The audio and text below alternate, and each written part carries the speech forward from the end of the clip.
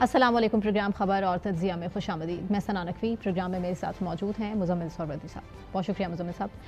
ناظرین، تازہ ترین صورتحال کے مطابق تہران پر بمباری ہوئی جس کے نتیجے میں 20 افراد شہید ہو چکے ہیں، جبکہ ایران نے جو ابھی تک حملے کیے ہیں اسرائیل پر وہ 200 امریکی فوجیوں کی اس میں ہلاکت اور زخمی ہونے کا دعویٰ سامنے آیا ہے. اس کے علاوہ ایران نے دبئی عراق پر ڈرون حملے کیے ہیں جہاں پر امریکی فوجی موجود تھے، اور یہی نہیں بلکہ لندن میں جو موجود تعینات روسی سفیر ہیں انہوں نے بھی اعلان کر دیا ہے کہ اس جنگ میں ایران کا ساتھ دیں گے.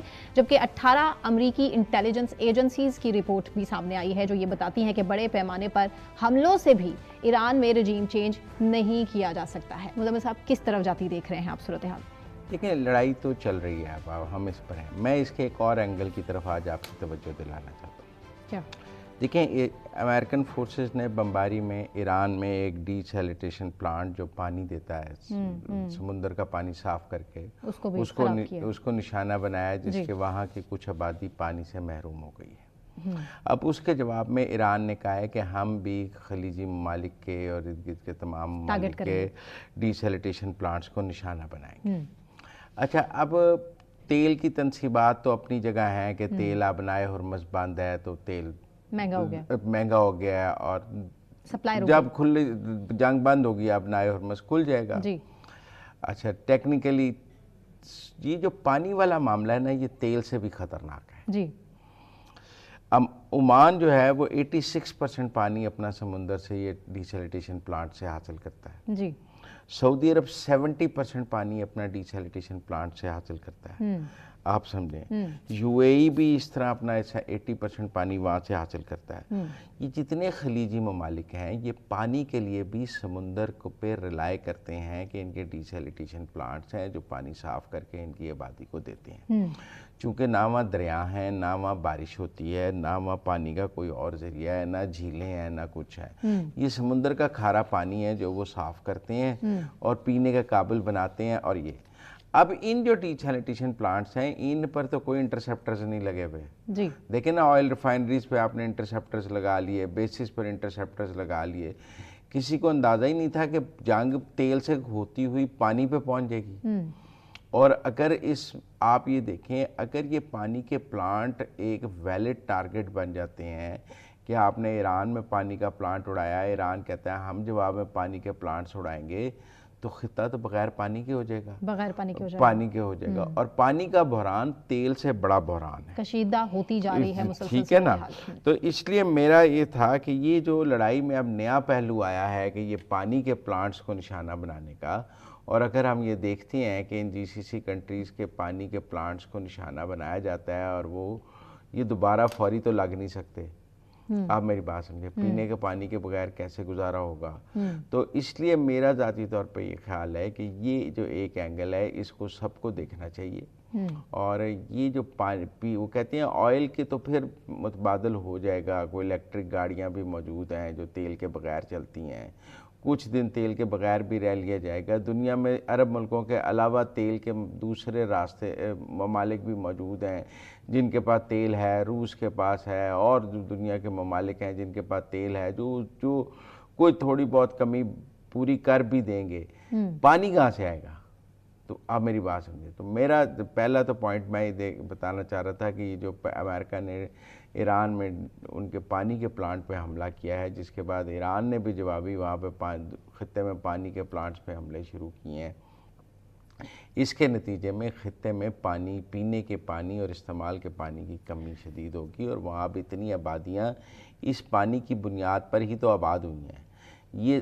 یہ جو صحرا تھے یہ آباد اس لیے ہوئے ہیں کہ یہاں پانی کی سپلائی آ گئی، کیونکہ ہزاروں لاکھوں سال سے انسان وہیں بستا ہے جہاں پانی ہوتا ہے. بالکل ٹھیک ہے نا. تو پانی نہ ہو تو انسان کی بقا مشکل ہو جاتی ہے. تو اب ان علاقوں میں اگر ایک دفعہ پھر پانی کی شارٹیج شروع ہو گئی تو پھر تو بڑا مشکل ہو جائے گا. ویسے تو آج کل لاہور میں بھی اور پاکستان میں بھی پیٹرول کی شارٹیج ہے، گاڑیوں میں آپ کو 4000 سے زیادہ کا پیٹرول نہیں ڈال کے دے رہے، بالخصوص لاہور کے پیٹرول اس پر بھی بات کریں گے کہ گورنمنٹ کو ویٹ کرنا چاہیے تھا. ایک کرٹیسزم یہ بھی ہے مظفر صاحب، چائنا اب مسلسل چائنا کی کا سپورٹ تو تھا ایران کے لیے، لیکن اب چائنا کھل کر سامنے آیا کہ ایران پر جو حملے ہیں اس کی مخالفت نہ صرف کر رہا ہے اور باز رہنے کا بھی دیا گیا ہے چائنا کی طرف سے. اب آپ کو مزید کیا لگ رہا ہے؟ اور روس کی صورتحال پہلے ہی ہمارے سامنے ہے، لندن میں مقیم روسی سفیر کی بھی اسٹیٹمنٹ آ چکی ہے، اب کیا ہوگا؟ ابھی تک دونوں ملک عملی طور پہ جنگ رکوانے کے لیے کوئی کام نہیں کر رہے، لیکن سپورٹ کر رہے ہیں باقاعدہ. دیکھیں گفتگو سے جنگ نہیں رکتی، انٹیلیجنس بھی دے رہے ہیں. وہ ٹھیک ہے کہ وہ اپنی سیٹلائٹس کی مدد دے رہے ہیں، جنگ سے پہلے جو انہوں نے ٹیکنالوجی دے دی ہوئی ہے وہ موجود ہے. اب جنگ ایران خود لڑ رہا ہے. اب ٹھکانوں کا بھی بتا رہے ہیں مسلسل چائنا کی طرف سے، روس کی طرف سے مسلسل انٹیلیجنس دی جا رہی ہے ایران کو. بے شک دی جا رہی ہے، میں ڈس ایگری نہیں کر رہا، پر جنگ ایران نے خود لڑنی ہے. چین اور روس اس کے ساتھ لڑنے کے لیے تیار نہیں ہے. ہم کوئی چینی بحری بیڑا خطے میں آتا نہیں دیکھ رہے کہ آبنائے ہرمز کو کھلانے کے لیے چینی بحری بیڑا آ گیا ہے، یا ایران کی مدد کے لیے روس نے کوئی مدد کرنی شروع کر دی ہے. وہ ایک خاموش مدد ہے کہ سیٹلائٹ سے کی مدد سے کچھ مدد کر دیں. لیکن جو جنگ ہے، بمباری ہو رہی ہے، وہ ہم نے غزہ میں بھی دیکھا ہے، ہم نے اور بھی جگہ دیکھا ہے کہ اب لفظی سفارتکاری سے جنگیں نہیں رکتی ہیں. میں آپ کو بڑی سمپل ایک بات بتا دوں، اگر امریکہ کے 200 جہاز روزانہ ایران پر بمباری کر رہے ہیں اور ایران بھی جواب میں بیلسٹک میزائل چلا رہا ہے، تو چین اور روس کوئی ایسا کام نہیں کر رہے جس کے نتیجے میں کہوں کہ جنگ رک جائے گی. اور چین اب درمیان میں آ گیا تو جنگ رک جائے گی، روس درمیان میں آ گیا تو جنگ رک جائے گی. چین اور روس کے پاس نے ابھی تک ایسا کوئی کام نہیں کیا کہ ہم کہیں جنگ رک جائے گی. ابھی تک تو مسلم امہ کے جو 52 ملک ہیں انہوں نے بھی اکٹھے ہو کے کوئی ایسا کام نہیں کیا کہ یہ جنگ رک جائے. آپ سمجھیں نا، ایک OIC کا پلیٹ فارم موجود ہے، GCC کا پلیٹ فارم موجود ہے، ابھی تو وہ پلیٹ فارمز بھی نہیں آئے. یہ ہم مانتے ہیں کہ یونائٹڈ نیشنز میں ویٹو پار ہے اور امریکہ جو ہے وہ سیکیورٹی کونسل میں اگر کوئی قرارداد اس جنگ کے خلاف آئے گی اس کو ویٹو کر دے گا، تو لہٰذا وہاں سے کچھ نہیں ہو سکتا. لیکن OIC سے ہو سکتا ہے، اور دنیا کے پلیٹ فارمز ہیں ان میں ہو سکتا ہے. کوئی دنیا میں مسلم ملکوں کے اور یورپ کے سربراہان مملکت اکٹھے بیٹھ کے کوئی اعلان کر سکتے ہیں. چین اور روس کے دونوں صدور اور مسلم ممالک مل کر کوئی بیٹھ کے کوئی اسٹریٹجی بنا سکتے ہیں. لیکن ابھی ایسا کچھ نہیں ہو رہا. پریکٹیکل بات یہ ہے کہ ابھی سب اپنے اپنے گھر میں بیٹھے ہیں. ایک آدھا بیان ضرور جاری کر دیتے ہیں. سعودیہ نے بھی دھمکی دے دی. ہاں، سعودیہ والا معاملہ ہم نے کل بھی بات کی تھی اب اگر حملہ ہوا تو جواب دیں گے. دیکھیں وہ جواب پاکستان نے بھی دینا ہے. ہم نے پاکستان نے کل بھی ایران سے بات کی ہے، پہلے بھی ایران سے بات کی ہے کہ آپ سعودی عرب پر حملے نہ کریں. اب سعودی عرب پر حملہ کریں گے تو ہمارا ان سے ایک اسٹریٹجک ڈیفنس پیکٹ ہے جس کے تحت ہمیں بیچ میں مداخلت کرنی پڑے گی. اگر ایرانینز یہ چاہتے ہیں کہ پاکستان جو ہے وہ کوئی اس میں کردار ادا نہ کریں تو ٹیکنیکلی انہیں سعودی عرب پر حملے بند کرنے ہوں گے. پاکستان کی اونلی ڈیمانڈ ہے سعودی عرب. لیکن میں یہ دیکھ رہا تھا پچھلے دنوں، کل کے دن میں ہی باقاعدہ، کہ اب تو وہ آذربائیجان اور ٹرکی کو بھی تھریٹ کر رہے ہیں. آپ بات سمجھیں نا، حالانکہ آذربائیجان میں کوئی امریکی بیس موجود نہیں ہے. ٹرکی نیٹو کا ممبر ہے، نیٹو کی بیسز وہاں موجود ہیں، لیکن وہاں سے بھی کچھ نہیں. تو اب جو لاریجانی کا نیا بیان آیا ہے جس میں انہوں نے کہا کہ 2 اسلامی ملکوں نے ہمیں یقین تو دلایا ہے کہ وہ ہمارے خلاف استعمال نہیں ہوں گے، لیکن ہمیں ان پہ اعتبار نہیں. وہ آذربائیجان اور ٹرکی کی بات کر رہے ہیں. وہ یورپ کو بھی کہہ رہے ہیں کہ اگر اس جنگ میں آئیں گے ہم ان پر بھی اٹیک کریں گے. ٹھیک ہے نا، وہ آذربائیجان اور ٹرکی، ابھی تو ہم اسلامی ممالک کی بات کر رہے ہیں، تو وہ آذربائیجان اور ٹرکی کی بات کر رہے ہیں. تو ٹیکنیکل بات یہ ہے کہ لڑائی جو ہے وہ وسیع ہوتی جا رہی ہے، اور مجھے ابھی اس کے رکنے کا کوئی ایسا حل نظر نہیں آ رہا کہ ہم کہیں کہ اگلے 3 دن میں، اگلے 5 دن میں لڑائی رک جائے گی. لڑائی لمبی چلتی نظر آ رہی ہے. کہہ رہے ہیں تیل کی قیمتیں $120 تک چلی جائیں گی. اور اب ایک اور بات ہے، دیکھیں نقصان امریکہ اور اسرائیل کا بھی بہت ہوا ہے. بالکل نقصان تو دیکھیں لڑائی میں دونوں فریقین کا ہوتا ہے. ایکسپیکٹڈ نہیں تھا امریکہ کے لیے، اسرائیل کے لیے ایکسپیکٹڈ نہیں تھا. نہیں، جو جون میں 12 دن کی جنگ ہوئی تھی تب بھی ایرانی میزائلز اسرائیل تک پہنچے تھے. انہوں نے تل ابیب کو ہٹ کیا تھا، اس کی سٹاک مارکیٹ کو ہٹ کیا تھا. تب بھی آئرن ڈوم ٹوٹ گیا تھا اس 12 دن کی جنگ میں بھی. تبھی امریکہ مدد کو آیا تھا کیونکہ اسرائیل زیادہ سسٹین نہیں کر پا رہا تھا. اب بھی جو ایرانی میزائل ہیں وہ اسرائیل پہنچ رہے ہیں. یہ ٹھیک ہے کہ وہ امریکہ نہیں پہنچ سکتے یا امریکی بحری بیڑوں تک نہیں پہنچ سکتے، لیکن وہ عرب ممالک میں امریکی جو بیسز ہیں ان تک ضرور پہنچ رہے ہیں. لیکن میں یہ سمجھتا ہوں کہ ابھی لڑائی کہتے ہیں کہ درمیان میں بھی نہیں پہنچی ہے۔ اچھا، ڈونلڈ ٹرمپ کی سٹیٹمنٹ کو آپ کتنا سیریس لیتے ہیں کہ ہم ایران میں ایسا صدر چاہتے ہیں جو ملک کو جنگ کی طرف نہ لے کر جائے؟ ایران ان سے مشورہ مانگ رہا ہے؟ آپ کو لگتا ہے اس طرح کی سٹیٹمنٹ کام کرے گی؟ دیکھیں وہ ضرور اپنا پریشر رکھ رہے ہیں کہ کوئی آپ پرو ویسٹ لیڈر لے کے آئیں۔ 24 گھنٹوں میں کہہ رہے ہیں کہ سپریم لیڈر کی اناؤنسمنٹ ہو جائے گی۔ ہاں، لیکن دیکھیں کل ایرانی صدر پزشکیان نے کہا کہ ہم ہمسایہ ممالک پر حملہ نہیں کریں گے جی، لاریجانی اور میدان میں آ گئے۔ اس کے بعد بھی حملے ہوئے، ہاں جی، جس کے بعد یہ بات سمجھ آ گئی کہ اس وقت ایران کا کنٹرول ایرانی صدر کے پاس نہیں ہے۔ اچھا، پھر کہا جا رہا تھا کہ ایک 3 رکنی کمیٹی ہے جو آئین کے تحت ملک چلا رہی ہے، جو چیف جسٹس ہیں اس میں، انہوں نے بھی ایرانین پریزیڈنٹ کے خلاف بیان دے دیا۔ اس کا مطلب ہے جو کمیٹی ہے اس میں سپلٹ ہے اور کمیٹی کے فیصلے بھی اتفاق رائے سے نہیں ہو رہے ہیں۔ تو ایسے میں ایران کو گورن کون کر رہا ہے؟ یہ سوال سب کر رہے ہیں کہ اگر پزشکیان کا ایران کے اوپر اس جنگ میں کنٹرول نہیں ہے اور اگر ایرانی پریزیڈنٹ جنگ کے بارے میں فیصلہ نہیں کر سکتے تو پھر کون کر سکتے ہیں؟ تو اس کا مطلب ہے کہ کوئی پاسداران انقلاب کر رہے ہیں۔ ایسے میں یہ ضرورت بہت امپورٹنٹ ہو گئی ہے کہ ایران فوری طور پہ سپریم لیڈر کا اعلان کرے۔ اس کی وجہ ہے کہ اس طرح تو ایک لیڈر لیس نیشن ہے جس کی ایران نے 24 گھنٹے کا الٹیمیٹم دے دیا ہے۔ ہاں ٹھیک ہے، لیکن میں یہ کہہ رہا ہوں کہ پہلی اسٹریٹجی تو یہ تھی نا کہ جنگ کے بعد سپریم لیڈر لائیں گے، کیونکہ وہ پوٹینشیل ٹارگٹ ہو جائے گا جس کو بھی لائیں گے تو ہمارا دوسرا سپریم لیڈر بھی شہید ہو گیا تو بڑا ڈیبیکل ہو جائے گا، لہذا سپریم لیڈر کا اناؤنس ہی نہ کیا جائے، ورنہ اناؤنس تو شہادت کے فوراً بعد ہو جانا چاہیے تھا خامنہئی صاحب کی۔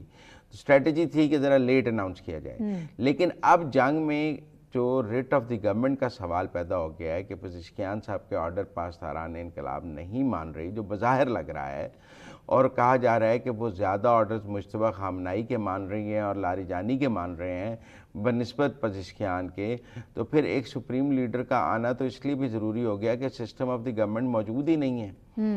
تو کس سے دنیا بات کرے جنگ ختم کرنے کے لیے بھی؟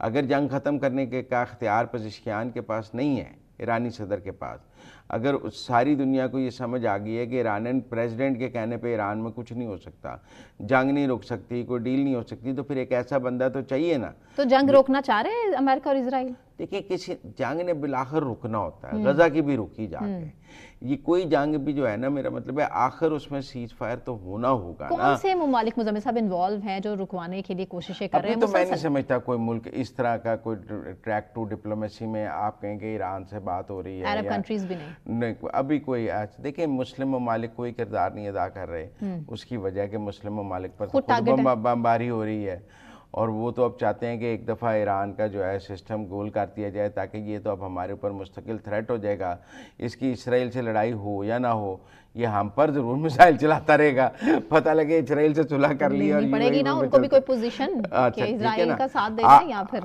آج جو سب سے بڑی بات ہے کہ اسرائیلی پرائم منسٹر نیتن یاہو نے شیخ النہیان کو کال کی ہے کہ 4000 اسرائیلی اس وقت یو اے میں ہیں، آپ ان کو فوری طور پہ اسرائیل ریپیٹریٹ کریں، ہم ان کو یو اے میں نہیں رکھنا چاہتے۔ اس کا مطلب یو اے سیف تو نہیں ہے، انہوں نے کہا کہ ہمارے بندے نکال دو۔ اس طرح ہی ٹیکنیکل تو یو اے کے اپنے لوگ کہاں جائیں گے؟ نیتن یاہو تو خود بھی جہاز کے چکر کاٹ رہے ہیں، ان کی اپنی زندگی کو اس ٹائم بڑے خطرے لاحق ہیں، جو اسرائیل میں ہو رہا ہے انہیں سمجھ ہی نہیں آ رہا۔ میں آپ میمز پہ نہ جائیں، میں میمز نہیں، ان کے پاس بڑا ایٹامک پروف بمپر موجود ہے جس کو کوئی خطرہ نہیں ہے، وہ جنگوں کے لیے بنائے گئے بمپر، جیسے اس وقت ایرانین ساری لیڈرشپ محفوظ ہے نا۔ خامنہئی صاحب کے بعد کوئی ایسا لیڈر تو نہیں امریکہ کلیم کر سکتا کہ اس نے مارا ہے، نہیں، کوششیں ہیں، نہیں، اس کی وجہ ہے کہ سب سیف ہو گئے نا۔ خامنہئی صاحب اپنے آفس میں بیٹھے تھے، لاسٹ جون میں بھی خامنہئی صاحب ایک سیف پلیس پہ چلے گئے تھے۔ ہر ملک نے اپنی لیڈرشپ کو پروٹیکٹ کرنے کے لیے سیف بنکرز بنائے ہوتے ہیں، ایران نے بھی بنائے ہوئے ہیں، اسرائیل نے بھی بنائے ہوئے ہیں، امریکہ نے بھی بنائے ہوئے ہیں، پاکستان نے بھی بنائے ہوئے ہیں کہ جنگ ہوگی تو ہم کیا کریں گے، یہ ایس او پیز موجود ہوتے ہیں۔ مطلب آج مجتبیٰ خامنہئی سیف ہے نا، آج لاریجانی سیف ہے نا، آج پاسداران انقلاب کے کمانڈر سیف ہے نا۔ اب تو نہیں وہ کہہ رہے کہ ہم نے پاسداران انقلاب کے کمانڈر کو مار دیا ہے، آج سارے سیف ہیں۔ اس کا مطلب ایران نے کوئی ایسی تیاری تو کی کہ جس میں سب سیف ہیں، اور اب وہ ایرانین، اب پزشکیان سیف ہے نا، اب وہ تو ایرانین پریزیڈنٹ کو ہٹ نہیں کر پا رہے ہیں۔ تو اس لیے میرا ذاتی طور پہ یہ خیال ہے کہ وہ تو سب نے اپنی لیڈرشپ کا تحفظ تو کرنا ہے، لیکن ایرانین جنگ میں جو نئے موڑ آ رہے ہیں وہ سب کے لیے بڑے خطرناک ہیں. دیکھیں نا, پاکستان میں بھی تیل کا کرائسس اپنی جگہ موجود ہے. ہم نے بڑی مشکل 4 جہاز لیے اور ان کے لیے بھی ہمیں ٹینکر نہیں مل رہے تھے. ہم نے پاکستان نیشنل شپنگ کارپوریشن کے ٹینکر بھیجے اور ان ٹینکر سے ہم نے تیل منگایا پاکستان کے لیے. تو اس لیے ایران کی یہ لڑائی جو ہے وہ پوری دنیا کو اپنے لپیٹ میں لیتی ہوئی نظر آ رہی ہے. بالکل ٹھیک ہے مزمل صاحب. اب صورتحال پاکستان کی اور خیبر پختونخوا کے مختلف علاقوں میں سیکیورٹی فورسز نے آپریشن کیا ہے اور افغانستان کے ساتھ جس طرح سے جنگ ہماری پہلے سے چھڑی ہوئی ہے, بھارتی حمایت یافتہ 13 دہشت گرد ہلاک کیے گئے ہیں. مسلسل پراکسیز کے خلاف ہماری سیکیورٹی فورسز لڑ رہے ہیں. ان کو فور شور سلیوٹ تو بنتا ہے ان کے لیے, لیکن جس محاذ پر جنگ پاکستان لڑ رہا ہے, بھارت کسی بھی قسم کا فالس فلیگ کر کے اس جنگ کو مزید آگے بڑھا سکتا ہے؟ What do you think؟ دیکھیں میرے خیال میں بھارت اس جنگ میں اب انٹرفیئر نہیں کرے گا. بھارت کے اپنے حالات کچھ ٹھیک نہیں ہیں. آپ دیکھیں نا, روس نے بھی اسے ڈسکاؤنٹڈ تیل دینے سے انکار کر دیا ہے. ایران سے اسے نہیں مل رہا, وینزویلا سے اسے نہیں مل رہا. وہ ایک بڑا ملک ہے, اس کے ہم سے بڑے مسائل ہیں. اس کی تیل کی ضرورت ہے, LNG کی ضرورت ہے, LPG کی ضرورت پاکستان کی نسبت بہت زیادہ ہے. ظاہر ہے ہم تو 4-5 ٹینکر خرید کے تو 8 دن گزار لیں گے. اس نے تو 100 کے 100 ہزاروں ٹینکر خریدنے ہیں. 1 ارب کی آبادی ہے. تو میں نہیں سمجھتا انڈیا اس وقت اس میں کوئی افغانستان کے لیے آئے گا. دیکھیں کوئی کسی کے لیے نہیں آتا. چین اور روس ایران کے لیے نہیں آئے. پاکستان نے بھی اپنی لڑائی خود لڑی ہے, افغانستان نے بھی خود لڑنی ہے, ایران نے بھی خود لڑنی ہے. یہ بات سمجھیں. جی اب صورتحال یہ ہے کہ ہمیں افغانستان کے اندر پوٹینشیل ہائی ویلیو ٹارگٹس کو اب نشانہ بنانا ہوگا. ہم نے پاکستان کے اندر ان کے ٹارگٹس کو ہم نشانہ بنا رہے ہیں, جیسے کہ ہم خارجیز کو مار رہے ہیں. ہمیں افغانستان کے اندر بھی خارجیز کو مارنا ہوگا, تب ہی یہ جنگ جیتی جا سکتی ہے. لیکن ایک بات ضرور ہے کہ جب سے پاکستان نے افغانستان پر سرجیکل سٹرائکس کی ہیں, تب سے یہ جو دہشت گرد تنظیمیں ہیں, ان کی بڑی دہشت گردی کی کارروائی کرنے کی صلاحیت متاثر ہوئی ہے. اور آپ سمجھے نا کہ وہ بیان تو بہت دیتے تھے کہ ہمارے پاس 500 خودکش بمبار ہیں. آپ کو پتہ ہے افغانی بیان دیتے تھے. ابھی بھی ملا یعقوب نے ایک انٹرویو میں کہا ہے کہ ہم اسلام آباد کو ہٹ کریں گے. وہ خودکش بمباروں سے ہی ہے. لیکن کہیں نہ کہیں نیٹ ورک ٹوٹنا کی کے آثار بھی ہمیں نظر آ رہے ہیں کہ نیٹ ورک ٹوٹا ہے. کیونکہ اب وہ جو ہے نا کارروائیوں میں وہ تسلسل نہیں ہے دہشت گردی کی. وہ نیچے آئی ہیں دہشت گردی. بلوچستان میں بھی نیچے آئی ہے اور KP میں بھی نیچے آئی ہے. اور یہ جو IBO آپریشنز ہیں وہ جو ہیں پاکستان کے انٹیلیجنس بیسڈ آپریشن, ان کی کامیابیوں کا جو تسلسل ہے وہ بھی بڑا ہے.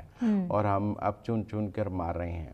اب تو دیکھو نا, پچھلے دن انہوں نے کہا کہ اب تیرا میں بھی کوئی بڑا آپریشن کرنے کی ضرورت نہیں ہے, ہم انٹیلیجنس بیسڈ آپریشن سے ہی تیرا کلیئر کر لیں گے. تو میرے خیال میں اس حوالے سے پاکستان کو کافی کامیابی حاصل ہوئی ہے. بالکل ٹھیک ہے. بہت شکریہ مزمل صاحب. اسی کے ساتھ ناظرین مجھے ثنا نقوی کو اجازت دیجیے. اپنا خیال رکھیے.